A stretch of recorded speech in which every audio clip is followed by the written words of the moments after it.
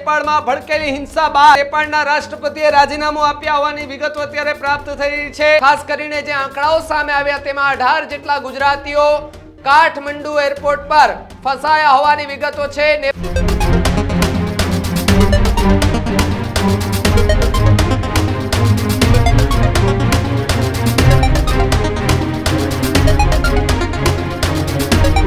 નમસ્કાર, આપ જોઈ રહ્યા છો ન્યૂઝ રૂમ અને આપની સાથે હું છું ભાવિક। સમાચાર નેપાળથી સામે આવી રહ્યા છે કે જ્યાં સોશિયલ મીડિયા પર બેન લાગતાની સાથે જ ત્યાંનું જે યુવાધન છે તે રસ્તા પર ઉતરી આવ્યું છે। છેલ્લા 24 કલાકથી આપણે જોઈએ છે કે નેપાળની અંદર સ્થિતિ ખૂબ જ ગંભીર બની ગઈ છે। નેપાળમાં ભડકેલી હિંસા બાદ જે રાજકીય માહોલ ગરમાયો છે। નેપાળના રાષ્ટ્રપતિએ રાજીનામું આપ્યા હોવાની વિગતો અત્યારે પ્રાપ્ત થઈ રહી છે। તો બીજી તરફ જે તમામ જે ફ્લાઇટો છે તે પણ રદ થઈ ગઈ હોવાના સમાચાર મળી રહ્યા છે। સાથે જ જો વાત કરવામાં આવે તો ત્યાંના વડાપ્રધાન બાદ રાષ્ટ્રપતિએ પણ પોતાનું પદ છોડી દીધું હોવાના સમાચાર અત્યારે મળી રહ્યા છે। નેપાળના પીએમ ઓલીએ પણ એ રાજીનામું આપી ચૂક્યા હોવાની વિગતો મળી રહી છે અને સાથે જ નેપાળ મૂકી અને અન્ય દેશોમાં ભાગવા માટેની તૈયારી કરી લીધી હોવાના સમાચાર પ્રાપ્ત થઈ રહ્યા છે। સાંજ સુધીમાં એ નેપાળમાં નવા પીએમની જાહેરાત થાય તેવી પણ સંભાવના છે। સાથે જ નેપાળમાં હિંસક પ્રદર્શન બાદ એ રાજીનામાનો દોર જે છે તે યથાવત જોવા મળી રહ્યો છે। નેપાળના હિંસાના પગલે ગુજરાતીઓ એ કાઠમંડુ એરપોર્ટ પર ફસાયા હોવાની વિગતો પ્રાપ્ત થઈ રહી છે। સાથે જ ત્યાંથી અવરજવર કરતી તમામ ફ્લાઇટ જે છે તે રદ થતા લોકો ફસાયા છે, મુસાફરો ફસાયા છે। ખાસ કરીને જે આંકડાઓ સામે આવ્યા તેમાં 18 જેટલા ગુજરાતીઓ કાઠમંડુ એરપોર્ટ પર ફસાયા હોવાની વિગતો છે। નેપાળ સરકારના મંત્રીઓને લોકોએ દોડાવીને માર્યા હોવાના વિડીયો જે છે તે પણ સોશિયલ મીડિયા પર સામે આવ્યા। નેપાળના તમામ એરપોર્ટ જે છે તે અત્યારે બંધ કરી દેવામાં આવ્યા છે। નેપાળ જે છે ત્યાં સ્થિતિ અત્યારે સરકારની કાબુ બહાર ગઈ હોય તેવી પણ લાગી રહ્યું છે। અનેક સરકારી બિલ્ડિંગને આગ ચંપી કરી દીધી છે। જે પ્રમાણે આંદોલનકારીઓ જે છે તે રસ્તા પર આવી ગયા છે। સોશિયલ મીડિયા પર બેન લાગ્યો અને અચાનક જ એ ઝેન જનરેશન છે, ઝેનઝી જેને કહીએ છીએ આપણે, એ જનરેશન રસ્તા ઉપર ઉતરી ગઈ। રસ્તા ઉપર ઉતરતાની સાથે જ આગ ચંપીઓ કરી કેટલા લોકોના મોત થયા હોવાના પણ અત્યારે વિગતો સતત આંકડામાં વધારો થઈ રહ્યો છે। લગભગ એની અંદર કેટલા એવા કહી શકાય કે જે પ્રદર્શનકારીઓ હતા, વિરોધ કરી રહ્યા હતા, તેમાંથી કેટલા લોકોના મોત થયા છે। તો સાથે જ અધિકારીઓને પણ મારી નાખવામાં આવ્યા હોવાની વાત સામે આવી રહી છે।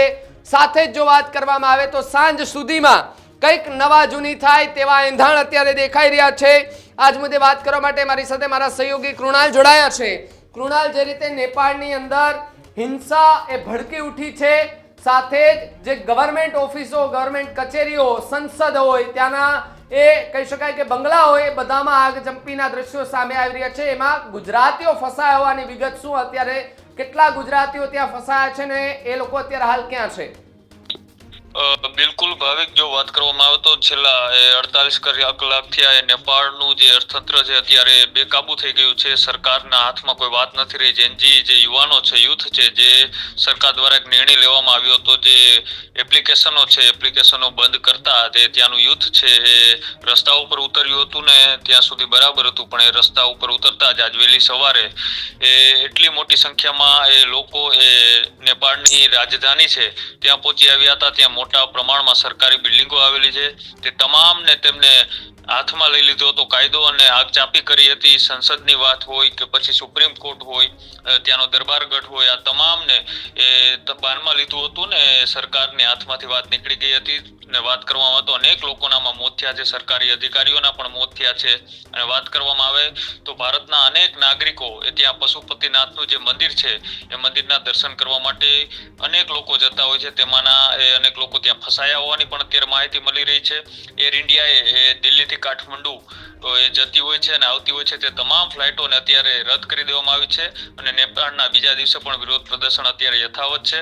અને હજી જે પણ ફ્લાઇટો ત્યાં છે તેમને પણ ઉડાણ ભરવાની એ પરમિશન નથી આપવામાં આવી રહી. કેટલાક લોકો એરપોર્ટ પર ફસાયા છે તો કેટલાક લોકો એ અત્યારે નેપાળના અલગ અલગ વિસ્તારોની અંદર જે ફરવા ગયા હતા એ તમામ અત્યારે તે પરિસ્થિતિની અંદર ફસાયા છે અને અત્યારે ભારત સરકારનો એ કોન્ટેક્ટ કરી રહ્યા છે, કારણ કે ત્યાં એટલી બધી પ્રમાણની અંદર એ હિંસક વાતાવરણ ફેલાઈ ગયું છે કે ત્યાંની સરકારે પણ હવે હાથ અધ્ધર કરી દીધા છે. મિલિટરી શાસન લગાડી દેવામાં આવ્યું છે.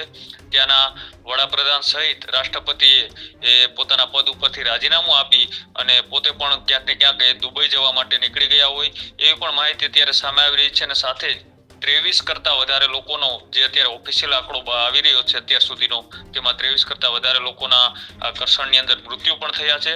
અને ખાસ કરીને વાત કરવામાં આવે તો જ્યાં એ ગુજરાતીઓ હોય કે ભારતીયો ફસાણા છે તેને લઈને ભારત સરકારે એ નાગરિકોને નેપાળની મુસાફરી ના કરવાની પણ એક સલાહ આપવામાં આવી છે. અને જે લોકો એ નેપાળમાં ચાલી રહેલી હિંસક એ વિરુદ્ધ પ્રદર્શન છે તેમાં અત્યારે વિદેશ મંત્રાલય આની ઉપર સતત નજર રાખી રહ્યું છે અને તમામને જે ત્યાં ફસાયેલા છે તેમનો કોન્ટેક્ટ કરવામાં આવી રહ્યો છે. સાથે જ એ નેપાળના જે મુસાફરો છે એ ભારતથી ગયેલા છે અને તેને પણ કાંઈ મુશ્કેલી હોય તો તેમને કહેવામાં આવી રહ્યું છે કે તમે જે પણ પરિસ્થિતિમાં જે પણ જગ્યાએ હોય ત્યાંથી તાત્કાલિક ભારતનો દૂતાવાસ છે ત્યાં પહોંચવાની તેમને એક અપીલ કરવામાં આવી છે. અને સરકાર દ્વારા એ 2 નંબર પણ જાહેર કરવામાં આવ્યા છે કે જ્યાં એ ભારતીય દૂતાવાસ નેપાળના કાઠમંડુનું જે કેપિટલ છે નેપાળનું ત્યાં ઉપસ્થિત છે ને ત્યાં એ તમામ લોકોએ કોન્ટેક્ટ કરી અને પોતાની જે સમસ્યા છે તેને ત્યાં તાત્કાલિક જણાવી. અને સાથે જ અત્યારે નેપાળની પરિસ્થિતિ એવી છે કે ગમે ત્યારે હજી પણ આનાથી ઉગ્ર એ ત્યાં વાતાવરણ થઈ શકે છે એમ છે, કારણ કે હવે સરકારની હાથમાં આ કોઈ વાત નથી. સરકારે હાથ અધ્ધર કરી દીધા છે. રાષ્ટ્રપતિ સહિત વડાપ્રધાન સહિત એ અનેક મંત્રીઓએ એ દેશ છોડવાનું ચાલુ કરી દીધું છે. અનેક મંત્રીઓના આમાં મોત પણ થયા છે. સાથે જ એ પોલીસ અધિકારીઓ હોય કે આર્મી જવાનો હોય આ તમામ આમાં ક્યાંક ને ક્યાંક ભોગ બન્યા છે. એટલે આ પરિસ્થિતિ ખૂબ ગંભીર બની છે અને આજ રાત સુધીમાં પણ કદાચ એ ત્યાં વચગાળાની કોઈ સરકાર અત્યારે જાહેર કરવામાં આવે તેવા પણ સમાચાર મળી રહ્યા છે. સાથે જ અનેક જે ગુજરાતીઓ ફસાણા છે તેને લઈ રાજ્ય સરકાર અને કેન્દ્ર સરકાર આ તમામ અત્યારે તેમનો કોન્ટેક્ટમાં છે અને ત્યાંનું આપણું દૂતાવાસ છે નેપાળમાં તેમને સતત સંપર્કમાં રાખી અને હેલ્પલાઇન નંબર જાહેર કરવામાં આવ્યા છે. જી જી કૃણાલ, ખૂબ ખૂબ આભાર જોડાવા બદલ. તો જે પ્રમાણે નેપાળની અંદર આ હિંસા જે ભડકી ચૂકી છે, ઝેનઝી જનરેશન જેને કહેવામાં આવે છે, સોશિયલ મીડિયા બંધ થઈ ગયું. સોશિયલ મીડિયા બંધ થતાની સાથે જ એ જનરેશન રસ્તા પર ઉતરી આવે છે. ત્યાંના એ કહી શકાય કે સરકારી આવાસો છે, સરકારી બંગલા છે, સંસદ ભવન છે, ત્યાં સુધી પહોંચી ગયા હતા. સાથે જ હવે આર્મી શાસન લગાવી દેવામાં આવ્યું છે. જો કે આની વચ્ચે હમણાં થોડી ક્ષણ પહેલા જ ત્યાં ફસાયેલા જે 18 જેટલા ગુજરાતીઓ છે તેની જોડે અમારી વાત થઈ ત્યારે એમણે કહેવામાં આવ્યું છે કે અમે ઇન્ડિયન એમ્બેસી જોડે અમારી ચર્ચાઓ ચાલે છે, વાતચીત ચાલે છે. સાથે જ થોડા જ સમયની અંદર એ કહી શકાય કે કઈ રીતે ભારતમાં પરત લાવવા, એ લોકોને જે ફસાયેલા લોકો છે એ લોકોને કઈ રીતે પરત લાવવા તેની એ કહી શકાય કે ત્યાં ચર્ચાઓ કરવામાં આવી છે. સાથે જ જો વાત કરવામાં આવે તો 24 કલાક જેટલો સમય થયો છે. 24 કલાકની અંદર આખી સરકારને મોટો ફટકો પડ્યો છે કે સરકાર ત્યાંથી ઉથલી ગઈ છે. વડાપ્રધાન સહિતના લોકોએ પણ રાજીનામું આપી દીધું છે. કેટલાક મંત્રીઓને મારવામાં આવ્યો છે, કેટલાકની તો હત્યા કરવામાં આવી છે. તે પ્રકારની વિગતો પણ અત્યારે પ્રાપ્ત થઈ રહી છે. તો સાથે જ 23 જેટલા લોકોના મોત. સાથે જો વાત કરવામાં આવે તો પીએમ હાઉસ સહિત સંસદ ભવન જે હતા કે જ્યાં એ તમામ એ જગ્યા ઉપર આગ ચંપી કરી દેવામાં આવી છે. આક્રોશ ખૂબ વધી રહ્યો છે ને હજુ પણ એવી સંભાવના ને એવી વિગતો મળી રહી છે કે આજ સાંજ સુધીમાં આ આંદોલન જે છે તે વધુમાં વધુ ઉગ્ર બને તેવી શક્યતાઓ દેખાઈ રહી છે. કારણ કે નેપાળ એ હવે એમાં જે રાષ્ટ્રપતિ હતા તેમણે પણ રાજીનામું આપી દીધું, પીએમએ પણ રાજીનામું આપી દીધું, મંત્રી તંત્રી બધા જ હવે ત્યાંથી રાજીનામું આપી અને ભાગવા લાગ્યા છે. જો કે બપોરથી જ એક વાત સામે આવી રહી છે કે ત્યાંના જે વડાપ્રધાનને લોકો હતા એ બધા હવે વિદેશ ભાગવા માટે તૈયારી કરી રહ્યા હોવાની વિગતો મળી રહી હતી. જે પ્રમાણે જે ઘર્ષણ, જે આક્રોશ અને સાથે જ જે આગ ચંપીની ઘટનાઓ બની તે ઘટનાને લઈને, પરંતુ એક વાત એ પણ સામે આવી રહી છે કે જેણે શૂટ એન્ડ સાઇટનો ઓર્ડર આપ્યો હતો કે દેખાય આંદોલનકારી એમને સીધું શૂટ કરી દેવામાં આવે, એ ડીએસપીની પણ હત્યા કરવામાં આવી છે. સમાચારો સૂત્રો પાસેથી મળી રહ્યા છે કે જે ડીએસપીએ આ આખો એમની વાત કરી હતી કે ભાઈ જેટલા આંદોલનકારી જ્યાં દેખાય કે સરકારી આવાસમાં પ્રવેશવાના પ્રયત્નો કરે છે બળજબરીપૂર્વક તો તેના ઉપર સીધું જ ફાયરિંગ કરવાના આદેશ આપવામાં આવ્યા હતા અને એના જ પગલે એ લોકોમાં પણ આક્રોશ જોવા મળ્યો હતો. જે પ્રમાણે આપના દ્રશ્યો દેખાતા હશે કે જ્યાં જે જનરેશન જેનઝી જનરેશન છે એ રસ્તા ઉપર ઉતરી આવી છે અને હવે એવી સમાચાર મળી રહ્યા છે કે જેમણે કાયદો બનાવ્યો હતો કે દેખાય એમને શૂટ એન્ડ સાઇટ, એમનો ઓર્ડર આપ્યો હતો કે જેટલા લોકો દેખાય એમના પર ફાયરિંગ કરી દેવાનું અને એ જ ડીએસપીની આ આંદોલનકારી છે તેમના દ્વારા હત્યા કરી નાખવામાં આવી હોવાના સમાચાર જે છે તે મળી રહ્યા છે. પરંતુ 18 જેટલા ગુજરાતીઓ જે છે તે કાઠમંડુ એરપોર્ટમાં ફસાયા છે.